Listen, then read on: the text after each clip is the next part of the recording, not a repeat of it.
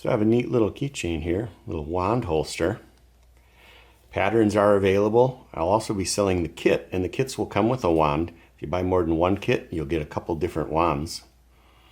You can send me a message if you want initials engraved on the back of it. There's an option to throw a little thread through there to hold that in place. Some of the wands are in there pretty stiff, but I like that just in case. A little precaution. You can throw a couple holes up higher, maybe attach a little clip or something if you want it to be removable. But I thought that'd be a fun little project. My kids actually love these.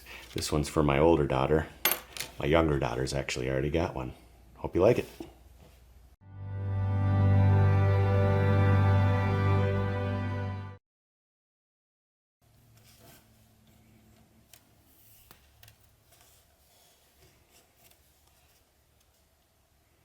If you need to spray this a little bit so it bends, you can do that. Just don't get it too wet. It'll show water spots.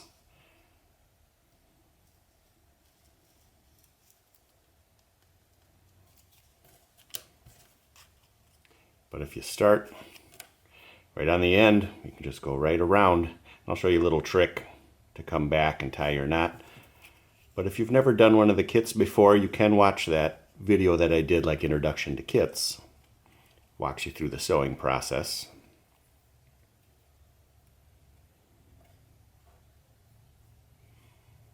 Usually when I'm doing normal size projects, I'll go around the ends twice.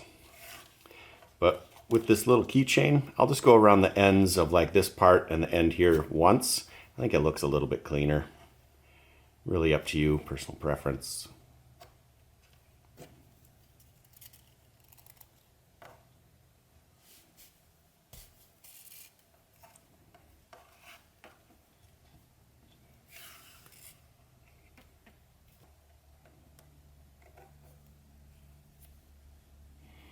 Another little trick, if it's sticking, just come back out, turn your needle a little bit, and it might line up with the angle of the hole and come through a little easier.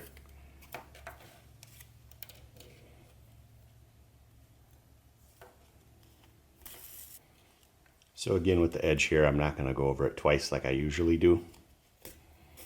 Just keep going, continue right on past. You might want to pull just a little bit lighter. You don't want to wrench on it anyways, but when you're coming through and it's just this single layer for a stitch, you don't want to pull too tight, and then right away you're going to want to fold that back, because this next stitch after that one is going to be going through those two layers.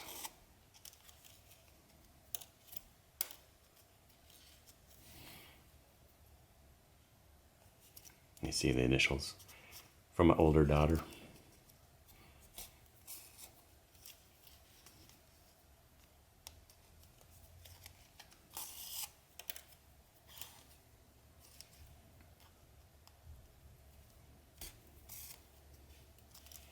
We'll just continue around, and I'll stop right here and show you a little trick I do there. I show that little trick in my Introduction to the Kits video too, but I'll cover it in here as well. You'll notice this top part is just ever so slightly wider than the back piece to allow that pocket to form just a little bit. Makes it look a little cleaner when there's a wand in there. So what you can do if you want is just give that a little bend. The bottom is going to be closer than the top is, so you don't need to worry about down here as much. Just a little bend kind of helps it line up, makes it a little easier so you're not fighting the two parts at all.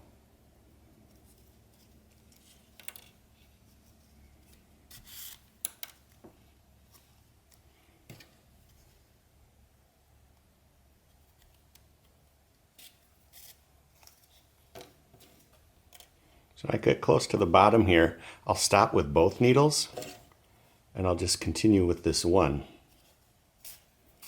And then come back up. That way I can tie a little knot in between the layers, and it's easier to hide up here. You just want to focus on where you're coming through after you come over this end. Take a look at each one of those holes and make sure you're falling on the closest part of that hole from where you're coming from. So once I get to this point, I'll fall in between the two layers. Helps to open it up a little first.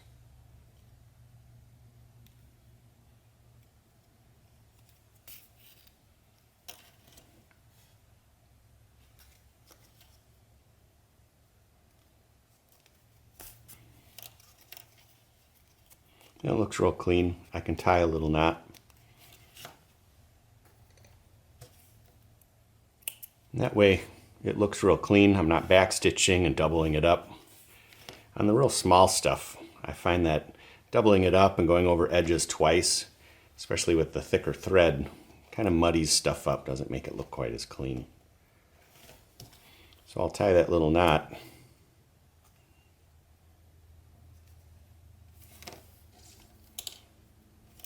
And put just a tiny dab of glue, maybe on a piece of paper or something near me.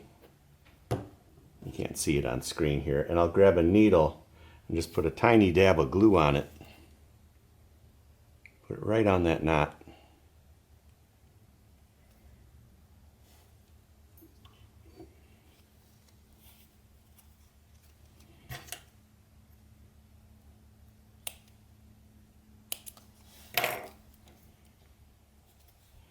And then grab just the tiniest little more glue and I'll press the ends down in there on each side.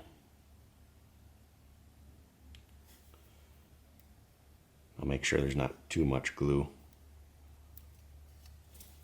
But then give it a tap with a mallet to flatten that out.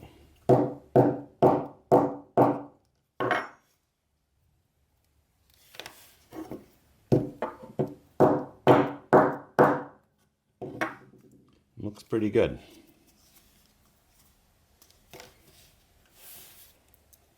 Take one of these wands. If you buy a kit will come with one of these wands. And if you buy more than one kit, I'll guarantee you that you'll get at least a couple different wands. I think I'm going to go with this one.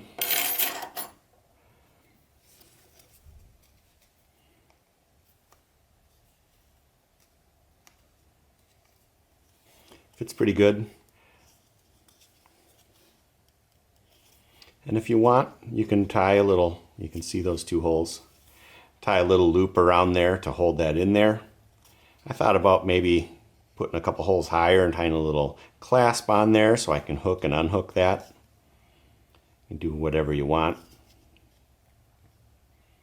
But my kids actually know whose wands are whose. I guess these are all from Harry Potter. I didn't even realize that when I bought the wands online. So just to tie this little wand on, if you choose to do so, you don't really need to go back on the thread or anything. It's only going to be a stitch. You can go around a couple times if you want, but this thread is so strong, there's really no need to do that. And be careful, don't just wrench this out of the way to try to force this through. I'd rather pull on the back section than the front.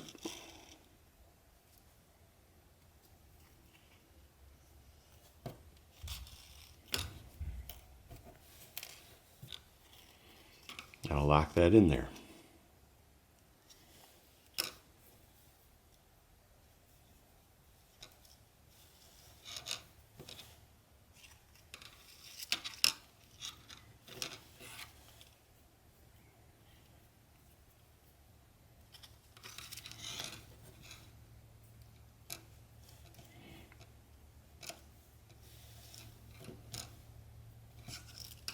Just throwing that through so I can actually pull this tight.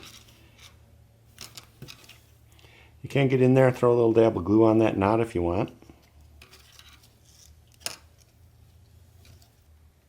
Either way, don't cut too close to it. You're not going to see these anyways.